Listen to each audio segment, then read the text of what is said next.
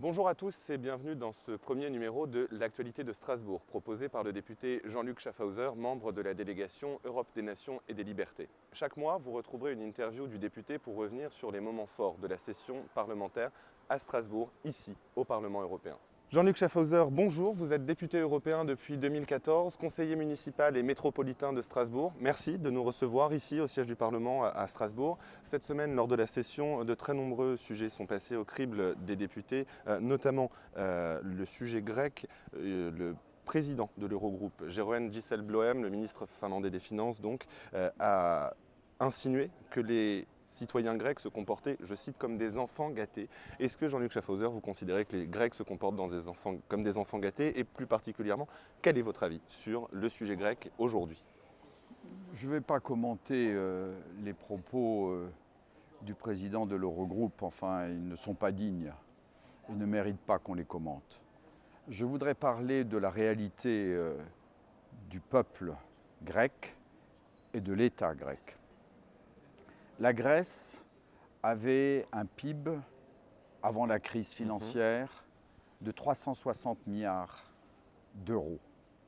La Grèce, aujourd'hui, a un PIB de 200 milliards d'euros.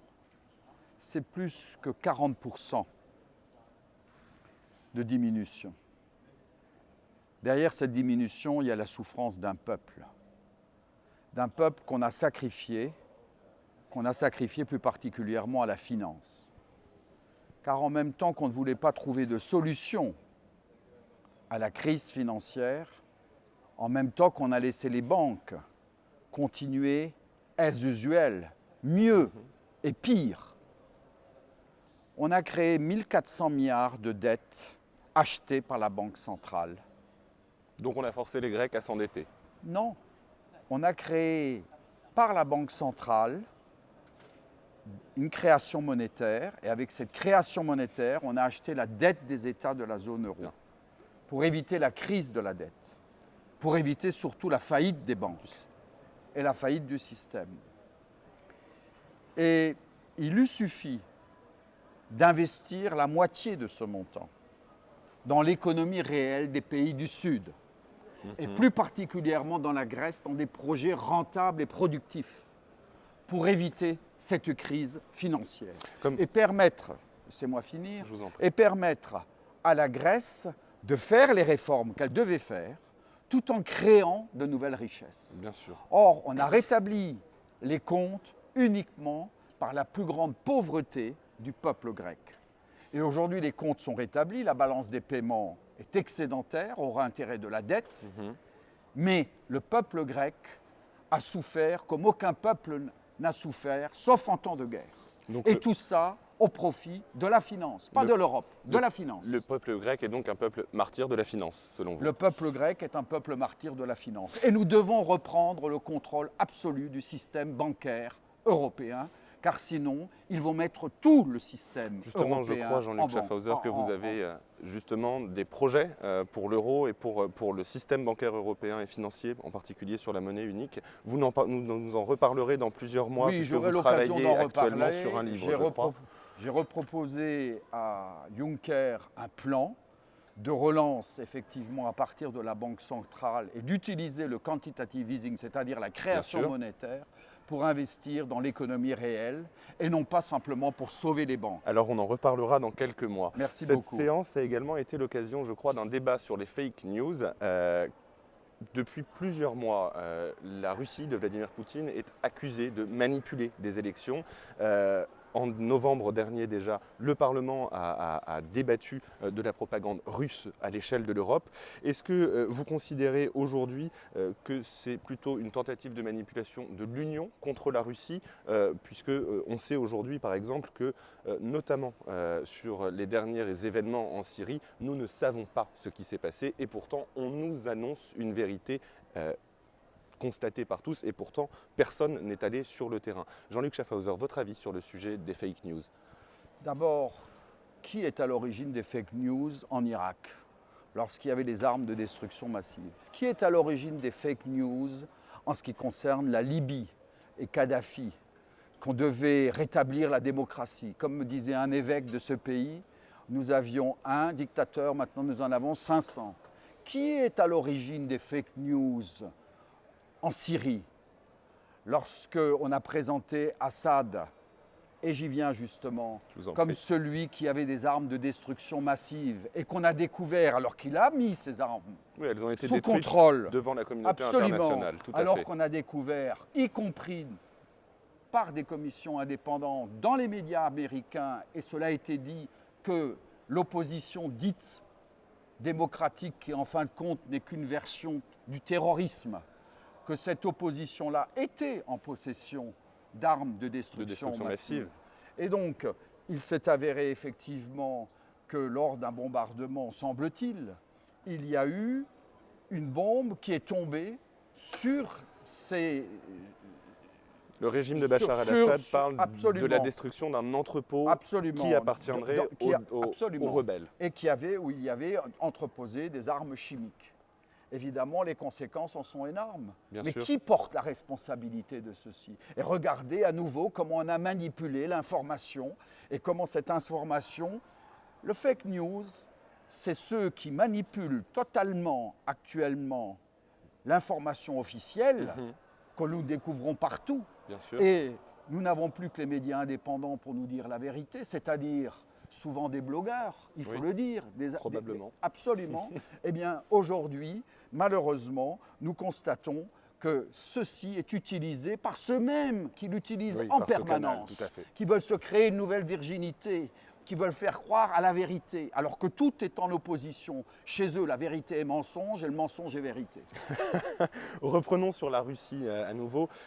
Alexeï Navalny, qui est un opposant au président Poutine, a été récemment arrêté lors d'une manifestation contre la corruption. Alors, il faut rappeler aussi qui est Alexeï Navalny, puisqu'il a notamment récemment encore été condamné en Russie pour des détournements de fonds, et on l'accuse beaucoup d'être un agent au service des États-Unis. Il faut rappeler qu'il a fait ses études à Yale, financées par une bourse du département d'État américain. Est-ce que vous pensez, Jean-Luc Schaffhauser, que l'on fait un procès d'intention à Vladimir Poutine sur son retour sur la zone internationale? Absolument, c'est en permanence. D'abord, c'est le discours du double langage, en permanence. Mais ce que nous pouvons dire, moi je suis effrayé par la dérive du système totalitaire chez nous, en Europe. Nous avons eu, quand il y a eu la manif pour tous, une manif déclarée, légale. Nous avons eu le gazage, je peux dire, j'en ai moi-même souffert, et nous avons eu par ailleurs l'arrestation d'un certain nombre de manifestants complètement, je dirais, des bonnes familles françaises. Personne n'en a fait état.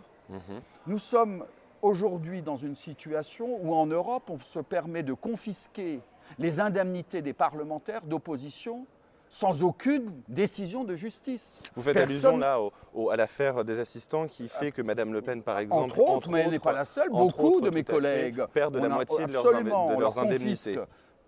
Sans décision de justice. Bien sûr, oui. Est-ce que c'est normal? Est-ce que nous sommes dans un état de droit? Nous avons la confiscation des avoirs sans décision de justice, à titre préventif, d'un certain nombre de députés. Moi-même, récemment, un virement m'a été refusé, rejeté, sans aucune contre-la-loi. Nous sommes en face d'un État policier totalitaire. Nous regardons ce qui s'est passé. Les principaux qui s'opposaient à M. Macron, c'est-à-dire M. Fillon et Marine Le Pen, comment on a créé des affaires, comment tout de suite le parquet, l'instrumentalisation de la justice au service d'une justice politique. Nous sommes en face, nous sommes sortis de l'État de droit. Nous sommes en face d'un État totalitaire. Le Parlement devrait s'en préoccuper, mais il ne s'en préoccupe pas parce qu'il est lui-même dans cette logique-là.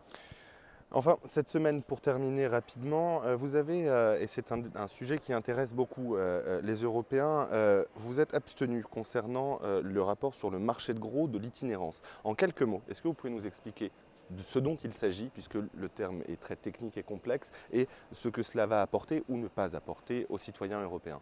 La personne qui voyage beaucoup et qui a les moyens de voyager beaucoup, il faut le dire aussi, eh bien, elle ne va plus payer lorsqu'elle aura son roaming ou lorsqu'elle Oui. voudra sur Internet dans un autre pays. Donc les frais à Absolument. l'étranger, c'est Elle ça? ne payera plus ses frais à l'étranger, qui, ce qu'il faut le dire, À l'intérieur de sont l'Europe. relativement chers, et Oui, oui. à moins d'avoir un abonnement européen, Tout à comme fait. nous, les députés, nous pouvons en avoir, mais qui nous coûte cher. Eh bien, on s'imagine que c'est gratuit. Non, c'est la personne qui, elle, ne voyage pas. C'est-à-dire, c'est le pauvre de Clermont-Ferrand, dans le Massif central, exclu de la mondialisation, paupérisé par cette mondialisation, Oui. qui va devoir payer pour le globaliste bobo, qui lui peut voyager et partout consulter ses emails, télécharger quelques musiques ou quelques films. Nous sommes dans un monde à l'envers. Le pauvre paye pour le riche et le riche est très satisfait de n'avoir d'être payé en fin de compte par le pauvre. Très bien, merci beaucoup Jean-Luc Schaffhauser pour ce retour sur la session. Je vous propose que l'on se retrouve dans un mois, après la prochaine session, pour faire à nouveau le point sur l'actualité en commission et en session plénière à Strasbourg. Parfait. Merci beaucoup Jean-Luc à bientôt. Schaffhauser, à bientôt. Merci.